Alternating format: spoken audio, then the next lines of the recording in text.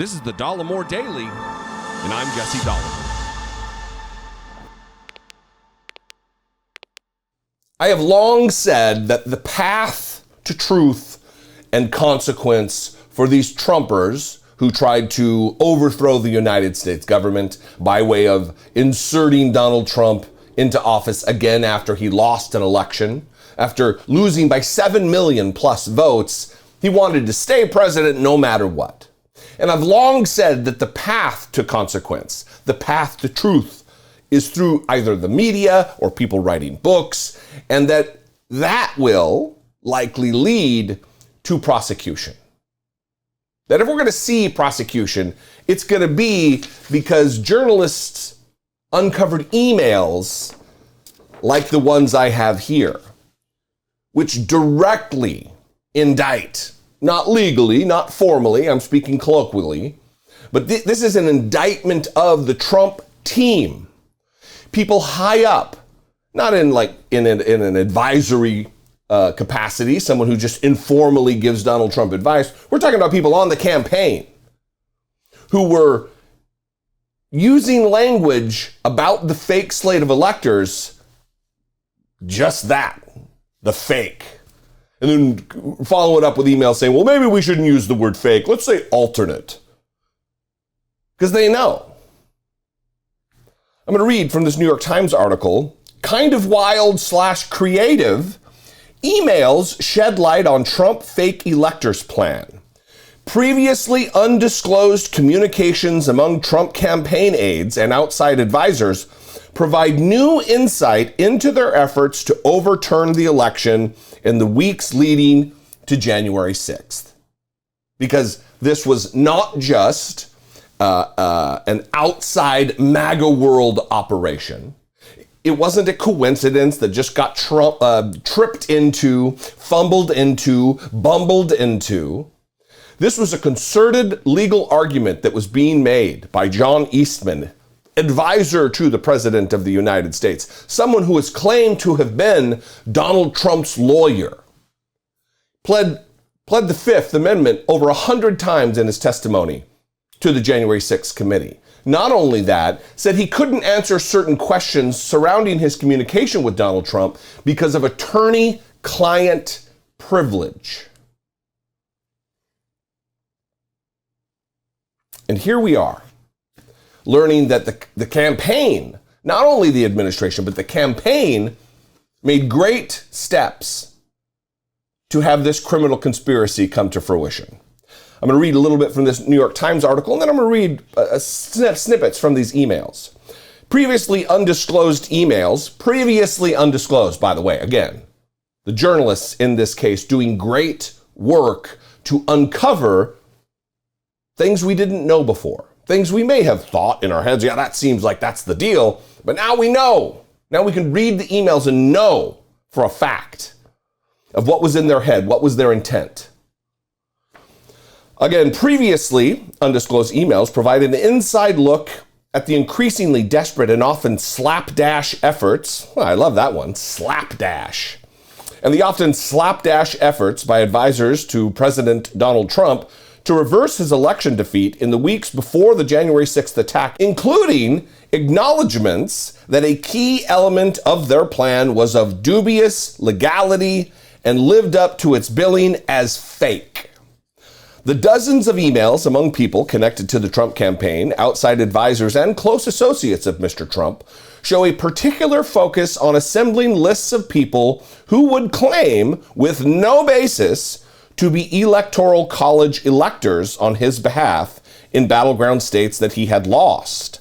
In emails reviewed by the New York Times and authenticated by people who had worked with the Trump campaign at the time, one lawyer involved in the detailed discussions repeatedly used the word fake to refer to the so-called electors who were intended to provide Vice President Mike Pence and Mr. Trump's allies in Congress a rationale for derailing the congressional process of certifying the outcome.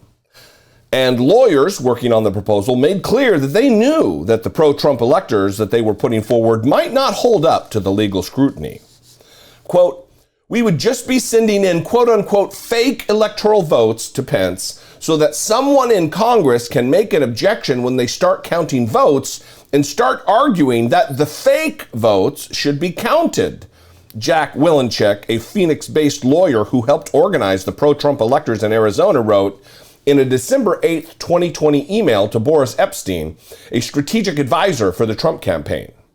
In a follow-up email, Mr. Wilenchek wrote that alternative votes is probably a better term than fake votes, adding a smiley face emoji. PPS is actually, it's a postscript. We'll put this up here.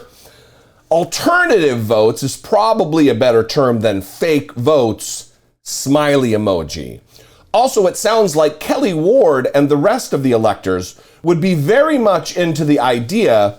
Kelly's thought is to try to keep it under wraps until Congress counts the vote January 6th, so we can try to surprise the Dems and media with it. I tend to agree with her. On an unrelated note, I just got a call from Arizona U.S. Rep. Andy Biggs asking if I could testify at a Senate hearing next week that Senator Ron Johnson is arranging. I would just be asked to testify to the facts and evidence uncovered in our litigation, which are already public as a result of the trial. Would you have an issue with that? Best Jack. So this also identifies the panoply of characters involved in the attempt to subvert our democracy. Continuing on with the article here, the emails provided new details on how a wing of the Trump campaign, again, remember that. This is the Trump campaign. These are paid staffers, paid by the campaign. There are certain rules and regulations. They certainly have to follow federal laws against election tampering, election fraud. The emails provide new details on how a wing of the Trump campaign worked with outside lawyers and advisors to organize the Elector plan and pursue a range of other options, often with little thought to their practicality. One email showed that many of Trump's top advisors were informed of problems naming Trump's electors in Michigan, a state he had lost, because pandemic rules had closed the state capitol building where the so-called electors had to gather. The emails show that participants in the discussions reported details of their activities with Rudy Giuliani, Mr. Trump's personal lawyer, and in it, at least one case to Mark Meadows, the White House chief of staff. Around the same time, according to the House committee investigating January 6th, Mr. Meadows emailed another campaign advisor saying, quote, "We just need to have someone coordinating the electors for the states." And then there's one last paragraph here I want to read in this email from the Jack Wilenchek guy. Another postscript. He loves his PSs in emails. P.S. I just talked to the gentleman who did that memo, Ken Cheeseborough. His idea is basically that all of us, Georgia, Wisconsin, Arizona, Pennsylvania, etc., have our electors send in their votes, even though the votes aren't legal under federal law because they're not signed by the governor, so that members of Congress can fight about whether they should be counted on January 6th. They could potentially argue that they're not bound by federal law because they're Congress and make law, etc. Kind of wild/creative, I'm happy to discuss. This is sinister illegality on full display. This is an attempt to subvert our democracy. This is an attempt at a coup, and it's all in black and white, or blue and white, as it were. And this will invariably become evidence in the investigation that is being slowly undertaken by the Department of Justice because of journalism. This is why protecting journalists, this is why it is enshrined in the First Amendment of the Constitution. This is why the press, the free press, journalists are it's the only occupation mentioned in the Constitution as constitutionally protected because of this. What do you think about all of this? I would love to know. You can mix it up in the comments. I'm sure we can agree and disagree agreeably in the comments. You can also call, leave me a brief voicemail, 714-576-4054. You can absolutely email me the old-fashioned way with an email, daily@dollemore.com. And of course, I'd love to see you on social media. I am at Dollemore on Twitter, at Dollemore on TikTok, and at Dollemore on Instagram.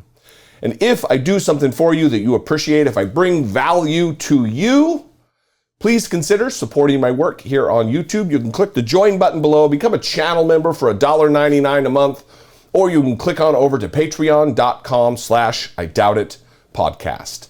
I am so happy that we are seeing movement toward consequence for these criminals, these seditious conspiracists. And I think you are too. I'll see you next time. Until I do, be genuine. Take care of one another.